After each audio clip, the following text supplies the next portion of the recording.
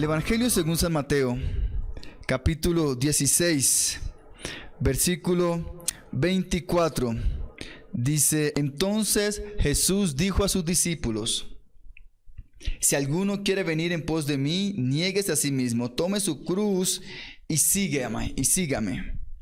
Porque todo el que quiera salvar su vida la perderá, y todo el que pierda su vida por causa de mí la hallará. En esta mañana, bajo el tema ¿para quién vives?, bajo este tema, vamos a ver una enseñanza de edificación para nuestra vida. En la iglesia, no solo la Alianza Cristiana y Misionera de Calacoto, sino en la iglesia de Cristo hay un sinnúmero de personalidades, pues cada cabeza, cada persona es un mundo y asimila su entorno de manera diferente, asimila las circunstancias y las experiencias de manera diferente. Cada uno, según nuestro banco de ideas, asimilamos las experiencias de manera distinta. ¡Qué hermoso esto! Dentro de las diferencias que cada persona, incluso de sus discípulos, pudiera tener, el Señor les daba las mismas enseñanzas y les designaba también las tareas. Jesús le enseña durante los evangelios, podemos ver esto en todo el recorrido de los evangelios, podemos ver que Jesús enseña en diferentes escenarios, enseña en diferentes momentos, pero siempre enseña verdades para el desarrollo de la vida. Siempre enseña verdades importantes para seguir en la edificación de su reino. Siempre enseñó verdades que hoy en día siguen sirviendo para instrucción, edificación de su iglesia. Y en el texto que acabamos de leer, Jesús estaba allí con sus discípulos. Ya se aproximaba la pasión. Ya estaba llegando el día en el cual el Señor tenía que padecer todo aquello y tenía que sufrir por nuestros pecados. Y durante el tiempo anterior a su pasión, Él aprovechó constantemente para instruir a su gente, en especial a sus discípulos. Y es así como vemos a finales del capítulo 15 de San Mateo, vemos cómo Jesús alimenta a un gran número de personas, y allí el evangelista deja consignado en su evangelio cómo el Señor obra de manera especial. Pero también después de la enseñanza dice que se van a otro lugar, a otra ribera, y allí le sigue enseñando a sus discípulos. Allí se encuentra con un grupo de fariseos y de personas que le hacen ciertas preguntas, tentando a decir algunas cosas al Señor, pero el Señor responde de manera espectacular, inequívoca, de manera que incluso los mismos fariseos y saduceos quedaron asombrados. Después llega la confesión de Pedro, donde dice: verdaderamente tú eres el Cristo, el Hijo del Dios viviente. Pero ya en el capítulo 16, el versículo 21, allí en el Evangelio, el Señor empieza a dar unas nuevas enseñanzas a sus discípulos. El Señor anuncia su hora. Y Pedro, el apóstol, que en este momento estaba aprendiendo, le dice: Señor, no, ¿cómo es posible que te pase, que te pueda suceder tal cosa? No, imposible, Señor, esto no nos puede pasar, le decía Pedro. El Señor, que le contesta: apártate de mí, Satanás.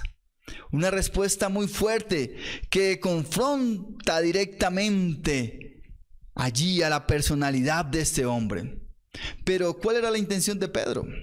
Pedro tenía en su mente un Mesías conforme a la expectativa hecha por los hombres. Y dentro de la expectativa hecha por los hombres del Mesías o del Salvador que iba a venir, era imposible pensar que el Mesías fuera a sufrir o que el Mesías fuera a padecer. Y es más, era imposible pensar que el Mesías, el Salvador que el pueblo esperaba, la promesa que se iba a cumplir, era imposible pensar ellos que iba a padecer en una cruz. Ellos esperaban otro tipo de Mesías, otro tipo de Salvador.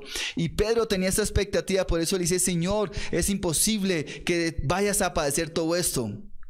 Pero el Señor va más allá del pensamiento humano. Y le dice, apártate de mí, Satanás, me eres tropiezo, porque no pones la mira en las cosas de Dios, sino en las cosas de los hombres. Y allí está en el capítulo 16, versículo 23.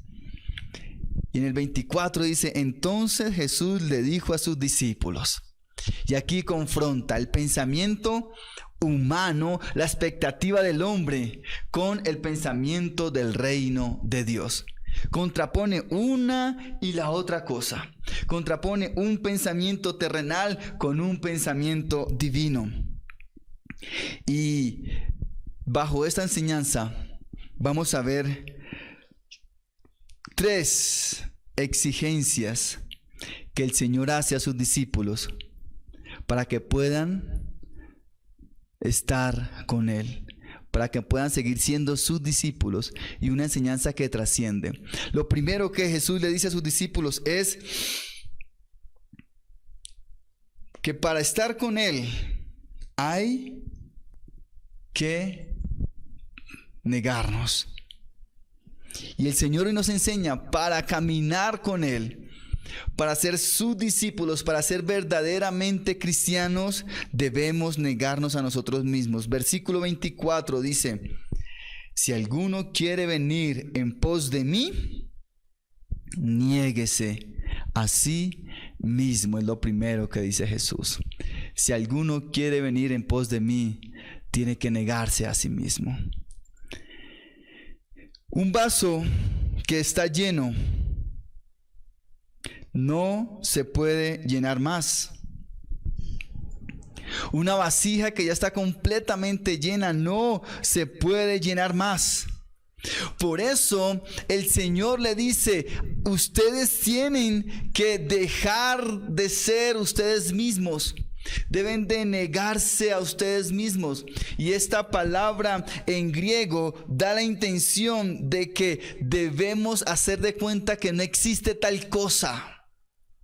Negarse, hacer de cuenta que no existe, que nunca ha estado. Y esto es lo que el Señor le dice a sus discípulos. Ustedes tienen que negarse a ustedes mismos. Esto sucedió antes de morir Jesús y antes de estar en la cruz, antes de entregarlo todo. Y el Señor, aunque en esta escena le enseña con palabras, también enseñó con hechos, enseñó con acciones. Y esa es la invitación que el Señor nos hace también en esta mañana. Él enseñó a sus discípulos primero con palabras, pero después con acción. Y nosotros debemos de estar dispuestos a hacer lo que nuestro Maestro hizo: negarse a sí mismo. Y si hubo alguien quien cumplió los propósitos de Dios Padre, fue nuestro Señor Jesús, quien se negó a sí mismo, tomó su cruz y cumplió los propósitos que le habían sido designados. Filipenses capítulo 2 nos enseña sobre esto. Y dice que Él no vio el ser igual a Dios como cosa a que aferrarse, sino que se despojó. Él, nuestro Señor Jesús, nos dio el mayor ejemplo. Negarnos a nosotros mismos no es perder. Negarnos a nosotros mismos es obtener la mejor ganancia. La única forma de que la semilla pueda dar fruto y deje de ser solo una semilla por allí arrumada es cayendo en tierra, muriendo, y después de que muere puede dar mucho fruto esta semilla. La semilla no fue hecha para que fuera solo semilla. La semilla fue hecha para que cayera y de allí diera mucho fruto. El propósito de la semilla es ser árbol.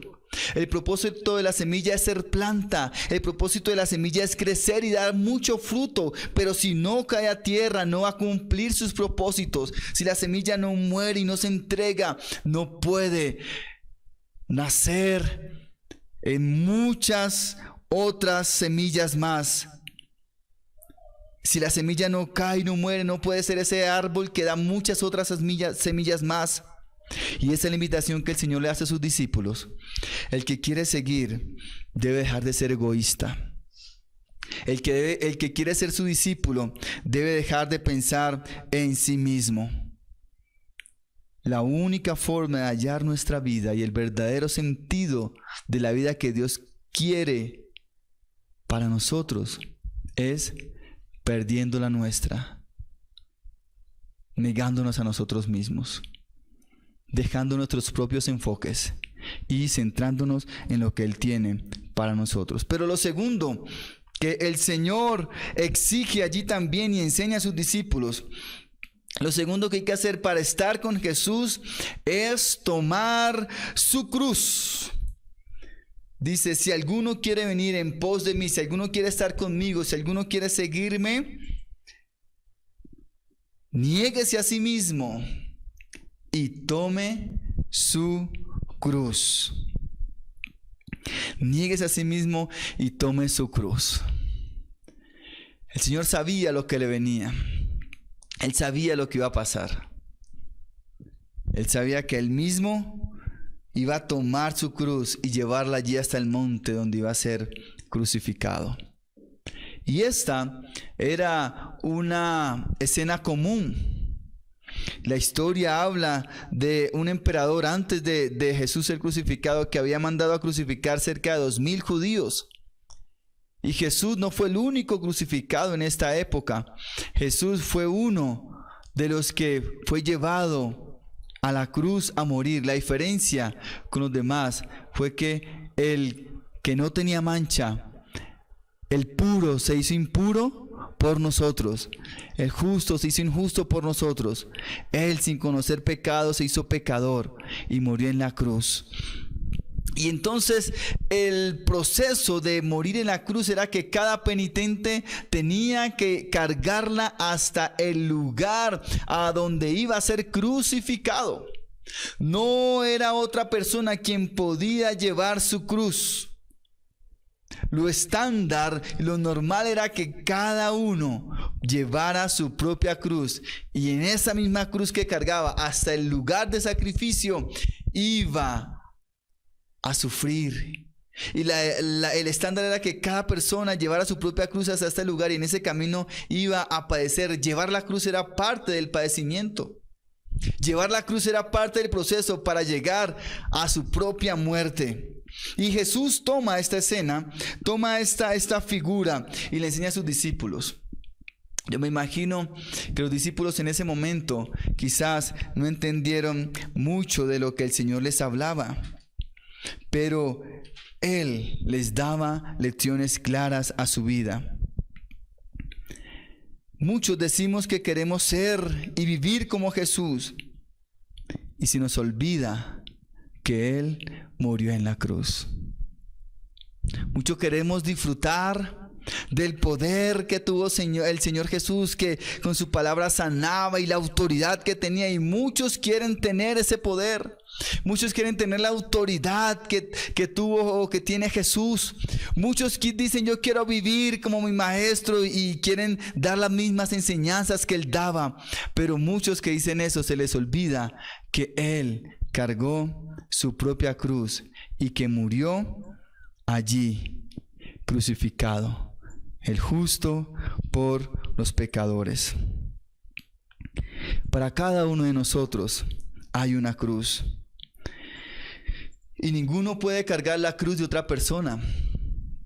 Así yo quiera, no puedo cargar la cruz de mis hijos.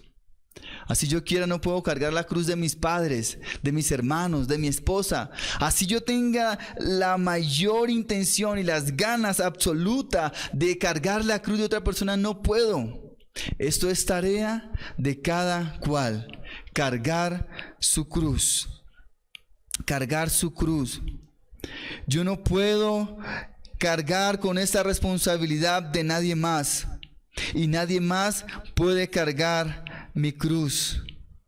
A cada cual les dada su cruz. Y una cruz que es posible llevarla.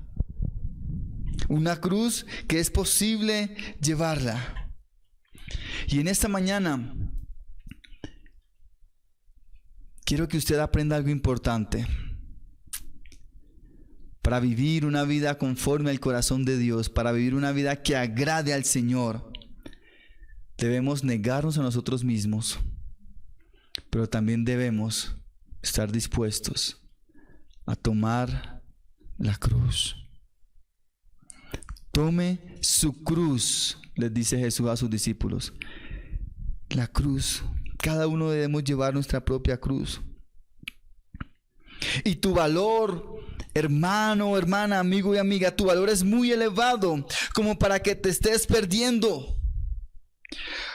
Tu costo, el costo de tu salvación fue muy alto. Fue la muerte de nuestro Señor Jesús. La palabra dice en San Juan 3:16, un versículo muy conocido. De tal manera amó, de tal manera nos amó. Y nos sigue amando. Y si usted en ese momento que está andando por la vida sin rumbo, o quizás no tiene las cosas claras en su vida, que si quizás usted está viviendo una vida en la cual no lleva a cuesta la cruz, déjeme decirle que su valor es muy alto como para que usted se esté perdiendo. Según la palabra de Dios, fue costo de sangre. Fue costo de sangre. Por eso, mis hermanos, nosotros debemos estar dispuestos a vivir una vida que agrada a Dios, no conforme a lo que a mí me parezca que está bien, sino conforme a lo que el Señor dice en su palabra. Y nos dice que debemos llevar la cruz. Y les recuerdo algo.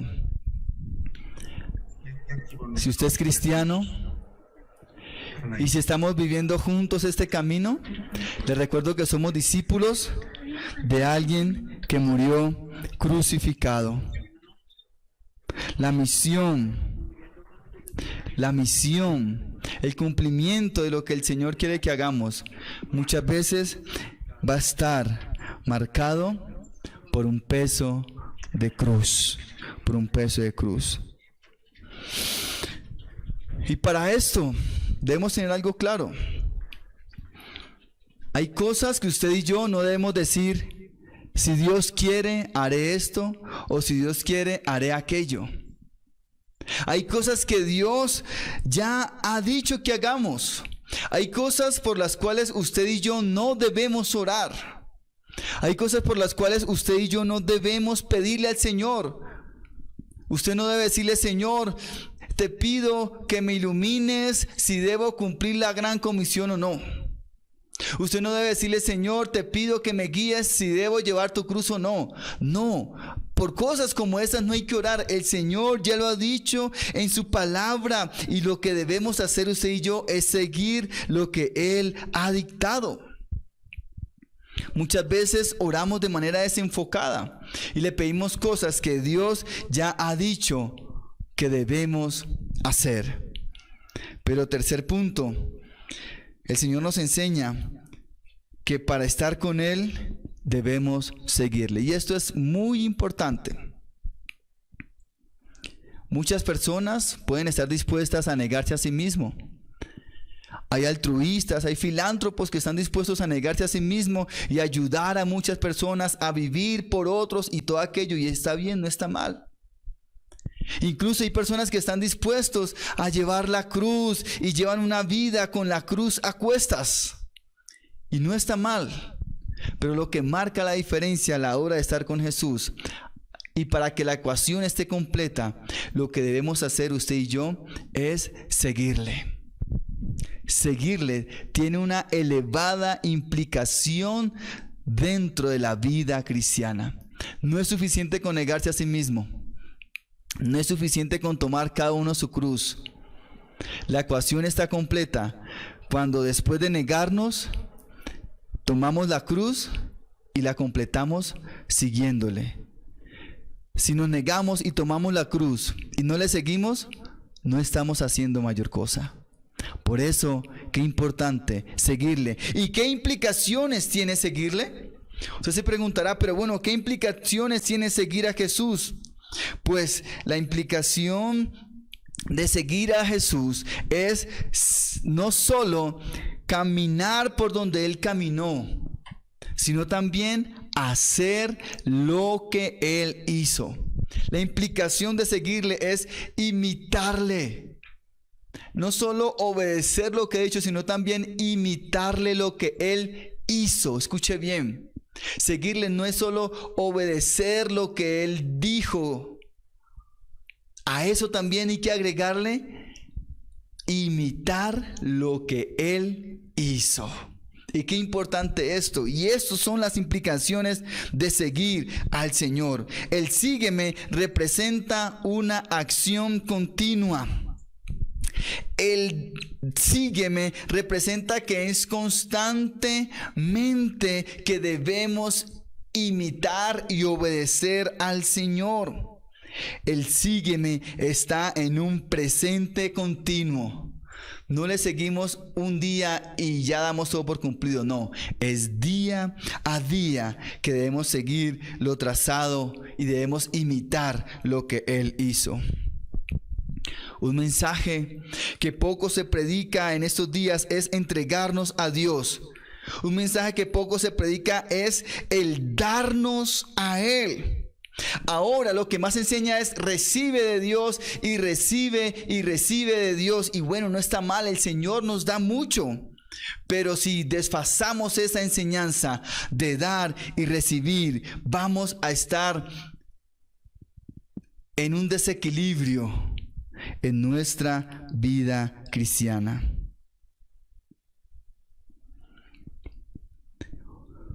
Un mensaje que poco se predica es el de darnos a Él, de entregarnos.